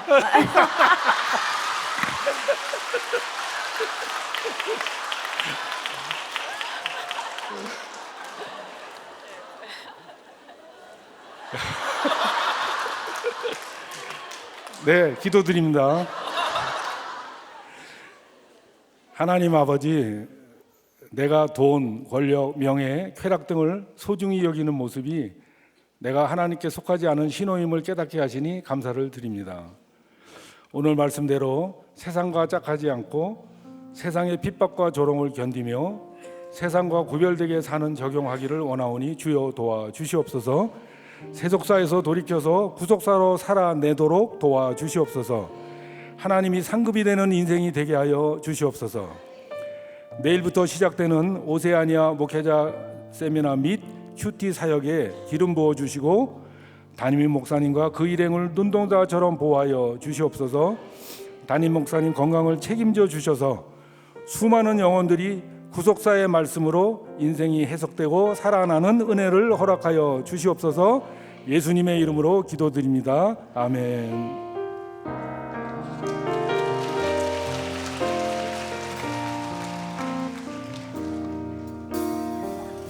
이 땅에 내 삶이 비록 버겁더라도 주님의 선하심 나 믿으며 가리. 이 작은 자통에 주가 이뤄가시니 감사로 사는 삶 나 살기 원하네. 내 삶의 시간 속에 주 일하시네. 내 모든 여정 속에 함께 하시네. 깊고도 크신 주의 영광을 나 보리라. 위대하신 주 나는 주님께 속한 자 되어 주의 나라 위에 전심으로 살리라. 주의 마음에 합한 자 되어 맡기신 소명 이루리. 나는 주님께 속한 자 되어 주의 나라 위에 전심으로 살리라. 주의 마음에 합한 자 되어 맡기신 소명 이루리. 이 시간 우리 말씀을 붙들고 함께 기도하시겠습니다. 먼저 가정을 위해 기도하겠습니다. 하나님께서 오늘 우리에게 상한 갈대인 애굽을 의지하다 절망하고 무너질 인생인 저와 우리들에게 기복으로 충만한 삶에서 하나님 나라의 삶으로 돌이키도록 화 있을 진저라고 경고해 주십니다. 지금 우리 가정에 부유함과 세상 만족을 쫓다가 화를 당하고 있지는 않습니까? 이 시간 우리 가족이 세속의 부유함이 아니라 가난하고 줄이고 슬프고 핍박을 당해도 말씀 들리는 복된 하나님 나라의 삶으로 나아가도록 해달라고 기도합시다. 오늘 김성수 초원지기님께서 인생에 찾아온 고난을 나누어 줬습니다. 세상에서 또 이기려는 야망으로 사셨기에 권고사직과 명예퇴직에 화를 당하심으로 가난해지시고 아내 몰래 저지른 불륜죄를 내 삶의 결론으로 고백하며 애통하며 울게 되는 팔복의 고백으로 우리의 말씀을 들려주셨습니다.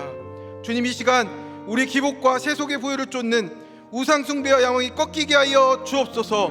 주님과 공동체 앞에 내 연약함과 죄악을 고백하며 심판날에 잘했다 칭찬받으며 하늘의 큰 상 받을 수 있도록 우리 주님 한번 간절히 부르고 다 같이 기도하며 나가겠습니다.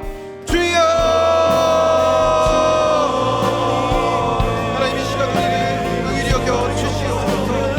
하나님, 우리에게 사복과 사와의 생명과의 길과 참된 길을 알려주시옵소서. 하나님, 우리가 주님께로 온전히 돌이키게 하여 주시옵소서. 하나님, 주님 앞에 온전히 드려주시옵소서.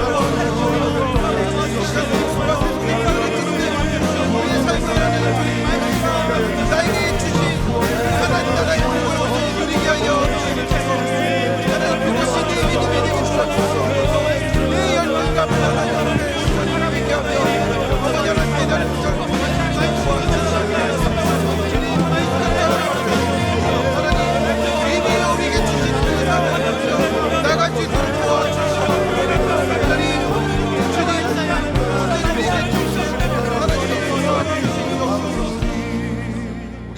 교회를 위해서 함께 기도하겠습니다. 지금 이 시대에 세속의 부요와 배부름, 재미와 인정이 충만한 시대가 되어서 하나님 나라가 임할 틈도 주지 않는 자기 나라를 세우며 살아가고 있습니다. 이런 시대 속에서 우리들 교회가 오늘 내게 주시는 말씀 묵상과 목장 모임과 주일 예배, 수요 예배를 통해서 모든 성도님들이 말씀으로 살아나게 하여 주옵소서. 교회에서 진행되는 모든 띵크 양육과 양육교사, 예비 목자, 또 큐티 세미나 등 모든 양육 프로그램을 통해서 인생이 막힌 성도님들이 인생이 해석되며 말씀으로 양육되는 시간이 되게 하여 주옵소서. 또한 담임 목사님의 영적 영육간의 강건함과 이번에 오세아니아 지역을 다녀오시는데 주님께서 기름 부어 주시옵고 상한 갈대같이 죽어가던 영혼들에게 구속사의 말씀이 들려 살아나게 되는 놀라운 일이 일어나게 해달라고 이 시간 주여 한번 간절히 부르시고 함께 기도하겠습니다. 주여!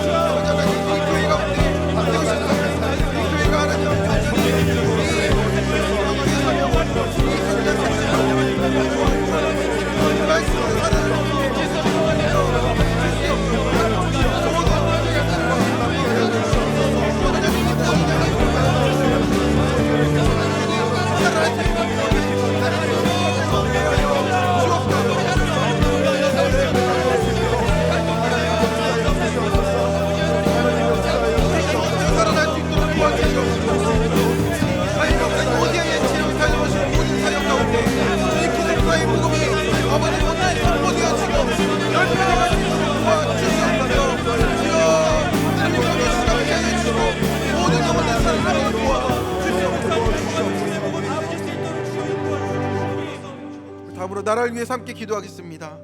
주님, 이 나라를 불쌍히 여겨 주시옵소서. 지금 이 나라가 역사 이래 가장 번성하였는데 화 있을진저의 심판 앞에 놓여 있는 것 같습니다. 지금 혼란한 이 나라 가운데 이념과 지역 갈등, 모든 분열과 책임 전가가 그치게 하여 주시고 나라의 허물과 제약을 내재로 여기며 회개하고 아파하며 중보하는 우리가 될 수 있도록 도와주시옵소서. 이 나라를 살려 주시옵소서. 붙들어 주시옵소서. 주님, 나라가 있어야 예배도 드릴 수 있는데 생명을 낳지 않는 이 시대를 하나님 불쌍히 여겨 주시옵시고 하나님, 이제 내 나라 세우는 내 부요함을 세우려는 그 욕심들을 다 무너지게 해주시고 하나님 생명 낳는 적용이 있게 하여 주옵소서. 하나님, 주님, 이 나라를 이끌어가는 위정자들 가운데 하나님 나라의 가치관으로 전환된 믿음의 그 한 사람을 보내주시고 오직 하나님을 의지하며 이 나라 이끌어갈 그 한 사람을 보내주시옵소서. 또한 온 세계 열방에서 선교하시고 복음을 전하고 계시는 모든 선교사님과 그 사역 가운데 주님 기름 부어주시고 역사해달라고 이 시간 주여 한번 해주시고 함께 기도하겠습니다. 주여! 하나님, 이 시간 우리 나라와 아버지 온 세계를 기도합니다. 여겨 주시옵소서. 역사인의 가장 번성한 아버지 하나님, 이 땅이 화이트 진정의 땅이 되었습니다. 불쌍히 여겨 주시옵소서. 이 혼란한 가운데 하나님 나라와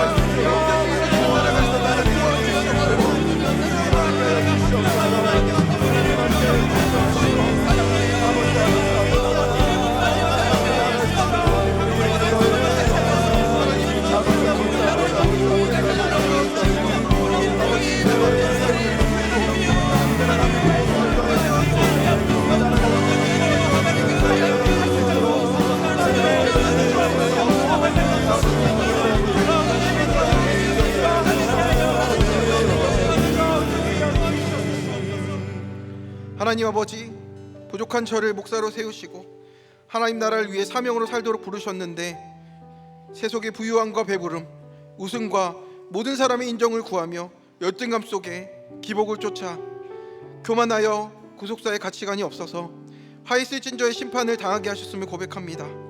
아무리 해도 회개하지 않으니 아내의 수고로 또 말씀의 공동체의 수고로 이제야 내가 교만하고 열등감 속에 빠져있는 하나님 말씀이 안 들리는 죄인임을 더욱 깨달으며 가게 됩니다. 주님, 이제는 화 있을진저의 사망의 길에서 돌이켜지게 하여 주시옵고 한 줌 상한 갈대밖에 안 되는 인생임을 깨닫고 주님 앞에 온전히 엎드려져 예배와 기도로 나가게 하여 주옵소서. 수치를 피하지 않고 공동체에서 회개의 나눔으로 천국까지 함께 가는 복된 삶 되게 도와주시옵소서. 하나님, 오늘 우리에게 사복과 사화의 말씀으로 생명의 길과 사망의 길을 보여주셨습니다. 하나님, 이제는 기복의 삶에서 하나님 나라의 삶으로 온전히 전환될 수 있도록 도와주시옵고, 이 시대에 세속과 부요와 배부름을 쫓는 것이 아니라 하나님 나라를 세워가며 이 시대에 우리들 교회에서 오늘 내게 주시는 말씀으로 살아내어 하나님 말씀으로 이 땅이 변화되는, 이 땅이 살아내는 것을 우리가 볼 수 있도록 주님 그렇게 우리를 써주시고 역사하여 주시옵소서. 우리 담임 목사님 특별히 오세아니아 지역을 가셔서 내일부터 사역을 감당하십니다. 하나님, 담임 목사님의 말씀을 통하여서 말씀 묵상 운동이 하나님 온 세계로 뻗쳐나갈 수 있도록 도와주시옵고, 상한 갈대같이 죽어가는 그 땅을 주님 살려주시옵소서. 하나님, 또한 이 나라가 혼란한 가운데 있사오니 하나님 우리가 기도로 또 중보함으로 이 나라를 살리는데 우리 쓰임받을 수 있도록 도와주시고, 회개하며 나아갈 때 주님의 그 은혜를 볼 수 있도록 도와주시옵소서. 주님, 또한 이 나라를 이끄는 하나님 믿음의 그 한 사람을 보내주셔서 이 나라를 살려주시고 붙들어 주시옵소서. 또한 이 세대 가운데, 이 악한 세대 가운데, 온 땅과 열방 가운데 또 복음과 선교의 사역을 감당하는 선교사님들 위해 함께하여 주시고 기름 부어 주시고 이 마지막 때에 구원의 열매를 온전히 거둘 수 있도록 도와주시옵소서. 이제는 우리를 구원하시고 하나님 나라의 복된 삶으로 부르시는 우리 주 예수 그리스도의 은혜와 우리를 위해 하늘의 큰 상을 예비하시며 끝까지 포기하지 않으시는 아버지 하나님의 끝없는 사랑과 핍박 가운데서도 할 말을 알려주시며 생각하게 하시는 성령 하나님의 감화 감동 교통 충만케 하심이 기복이 아닌 하나님 나라의 가치가로 전환되어 말씀대로 순종하며 하늘의 큰 상을 주실 주님을 향해 나아가는 우리 교회 모든 성도님들 머리머리 위에, 가정과 모든 삶의 자리 위에 이제로부터 영원까지 함께 하시기를 간절히 축원하옵나이다. 아멘.